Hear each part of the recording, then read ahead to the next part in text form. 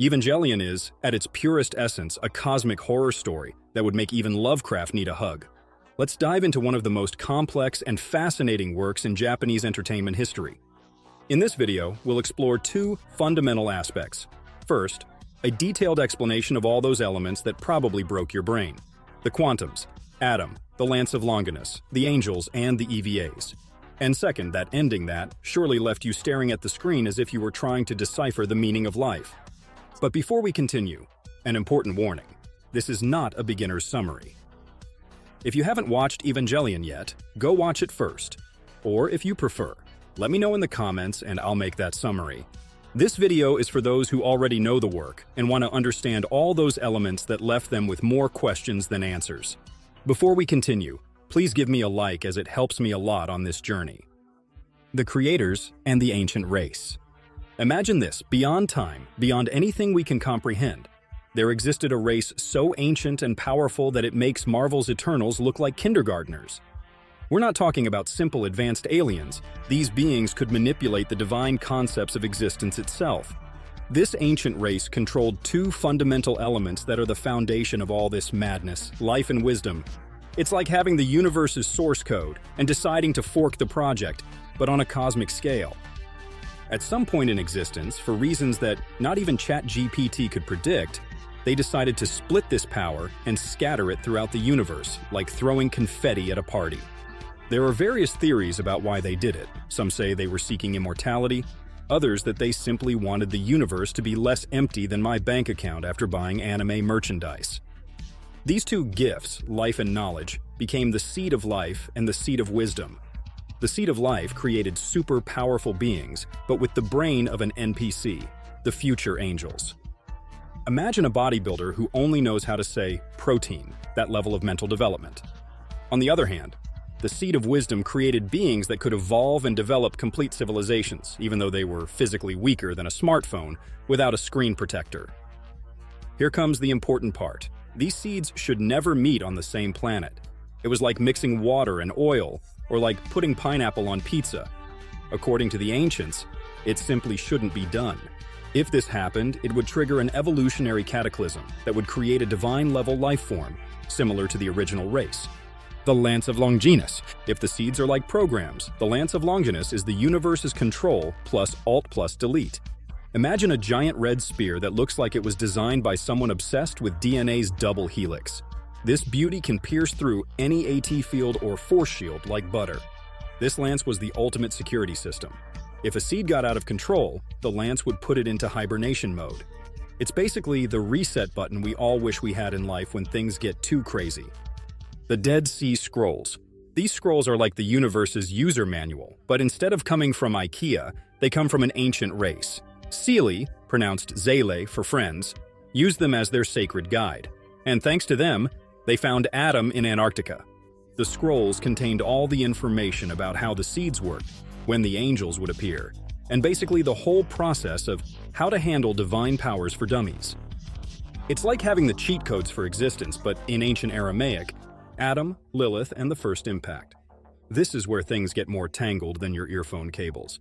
Adam arrived first on Earth in his white moon, like that punctual friend who arrives before everyone else at the party. His mission was to populate the planet with angels, but then something unexpected happened. Lilith appeared in her black moon like that surprise guest that nobody invited but shows up anyway. The problem is that there can't be two seeds on the same planet.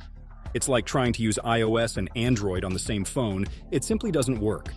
Since Lilith's lance broke in the accident, very convenient, right? Adam's lance had to put its bearer into suspension mode. So while Adam slept the sleep of the just, Lilith created humans. Yes, we're basically the result of a cosmic error, like when you send an embarrassing meme to the family group chat by mistake. The Antarctic expedition. In late 2000, a group of scientists decided to go looking for existential answers in the coldest place on the planet, because apparently, Google didn't exist in that universe. Seelie sponsored this expedition with three-star scientists Gendo and Yui Ikari, the future parents of our favorite depressed protagonist, and Dr. Katsuragi, Misato's father. They all shared the same obsession. They believed that the answers to human existence were buried in the ice. Spoiler alert, they found much more than they were looking for. They found Adam frozen like Walt Disney, but instead of leaving him alone, they decided to experiment on him. Gendo, being the 4D chess master that he is, somehow managed to access privileged information from the Dead Sea Scrolls and knew everything would go wrong. So he did what any manipulative genius would do. He grabbed his future wife and got out of there faster than Sonic. The second impact catastrophe. On September 13, 2000, someone messed up monumentally. There are two theories about what caused the disaster. Some say it was from removing the Lance of Longinus from Atom, like unplugging your PC without closing programs. Others that it was from trying to inject human DNA into Atom, like trying to install Windows on a Mac. Either way, the result was an explosion that made Chernobyl look like a wet firecracker. It not only melted the polar ice cap, but it also changed Earth's axis, because apparently we didn't have enough problems. There were massive tsunamis, extreme climate changes, and basically the planet turned into a fallout level. Seeley, experts in public relations, said, "It was a meteorite, bro," and everyone believed it. As a result of this disaster, 1. Japan decided to build Tokyo 3, which is like a transformer city, because apparently that was the most logical solution. 2. Atom was reduced to a fetus, the most extreme downsizing in history. 3. His soul ended up in a boy named Kaworu, because why not make things even more complicated? The Angels. Now let's talk about the Angels, who are basically Atom's rebellious children, who decided to wake up one by one as if it were a Dragon Ball Z tournament. They're beings that are half biological, half divine, and each one weirder than the last, as if H.R. Geiger had designed an alien zoo. The most important thing about these beings is their AT field, which is basically the most OP energy shield in the universe. Imagine a firewall so powerful that not even nuclear weapons can penetrate it. This AT field is technically their soul, but unlike us, they can use it as both weapon and shield. And what did these angels want?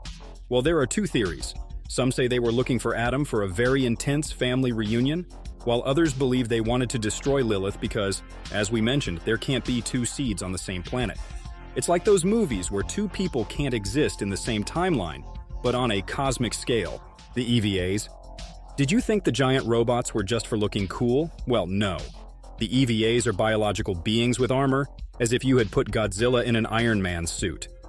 Most were created with Atom's DNA, except for EVA-01, which is special because they used Lilith's DNA, like that artistic child in a family of accountants. But here comes the disturbing part. To pilot an EVA, you need a mother's soul fused with the unit. Yes, it's as twisted as it sounds. This discovery was made thanks to the voluntary sacrifice of Shinji's mother, who ended up fused with EVA-01 in an experiment. That's why all the pilots are teenagers. Their mothers are literally inside the EVAs. It's like, take your kid to work day taken to the extreme. And yes, some mothers did it voluntarily, but others... Well, let's just say Gendo won't be winning Employee of the Year. Rei Ayanami. Get ready for this. Rei is basically a clone of Gendo's ex-wife with a bit of Lilith's soul, like making a smoothie but with people. And there isn't just one Rei, there are several versions, like it's an iPhone line, but with more existential problems. The story of the race goes like this. Rei Wurst dies at the hands of one of Gendo's exes, family drama level, Mexican soap opera. Rei II, the one we see for most of the series until she sacrifices herself. Rei III, like that software update nobody asked for, but that ends up changing the whole system. The fact that Rei is a genetic clone of Gendo's ex-wife makes Shinji feel a special connection with her. That crush he feels is actually his subconscious recognizing his mother's DNA. Yes, it's as disturbing as it sounds. Kaworu Nagisa. Kaworu is like that mysterious exchange student who arrives mid-semester, but turns out to have Atom's soul. Seal used him as a pawn in their cosmic chess game, but the poor guy didn't even know the rules. Seal planned to use him to initiate human instrumentality by fusing him with Lilith. But there was one small problem. They didn't know that Lilith's soul was in Rei. It's like trying to connect a USB cable. It looks like it should work, but it doesn't fit. The ending explained. This is where everything gets crazier than a Christopher Nolan movie watched backwards while playing Jenga. When Kaworu discovers that what's in Seal isn't Atom's body but Lilith's, he asks Shinji to kill him to prevent the end of the world. It's like the most dramatic sacrifice since Jack didn't get on the board with Rose in Titanic. Meanwhile, Gendo literally had Atom grafted onto his hand, yes, like a tattoo, but much more hardcore. He had almost all the puzzle pieces: Adam's body and soul in his hand, Lilith's body in the basement, and Lilith's soul inside Rey. But Rey, proving that having morals is important even when you're a clone, betrays Gendo.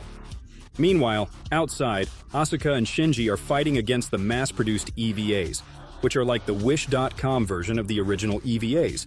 Celie activates their Plan B, fusing EVA-01, which has parts of Lilith, with the mass-produced EVAs, which have parts of Adam. But Rey gets ahead of them and takes control of human instrumentality, causing all AT fields, our souls, to dissolve into LCL fluid.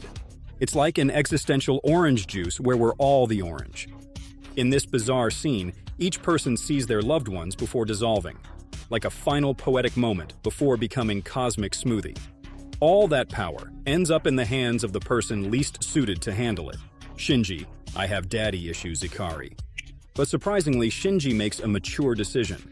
He decides that although life is difficult and painful, each person deserves the chance to live their own story, with its good and bad moments. It's like when you decide not to use cheats in a video game because you want the authentic experience. Is Evangelion Lovecraftian? Absolutely. This story has more cosmic horror than my Google search history at 3 a.m. We have an ancient and mysterious race that makes Lovecraft's primordials look like amateurs, apocalyptic destinies that would make Stephen King cry, and enough psychological trauma to keep all of Japan's therapists busy. The series raises disturbing questions. What other cosmic horrors exist in the universe? Has this fate occurred on other worlds? Are these gods really gods, or just technology so advanced we can't understand it? Evangelion takes elements from Judeo-Christian legends and mixes them with cosmic horror as if it were a DJ making the best existential remix in history. And although the lore might seem complex, for those of us who love cosmic horror, it makes total sense. I give it a solid 9.2 on the Lovecraftian scale, which is like the Richter scale but for measuring levels of cosmic madness. And that's it for today's video, Knowledge Seekers. If you like this mental explanation of Evangelion, don't forget to like and subscribe. Is there any aspect you'd like us to explore more deeply? Maybe a video dedicated to each angel or each EVA? Leave it in the comments. See you in the next video.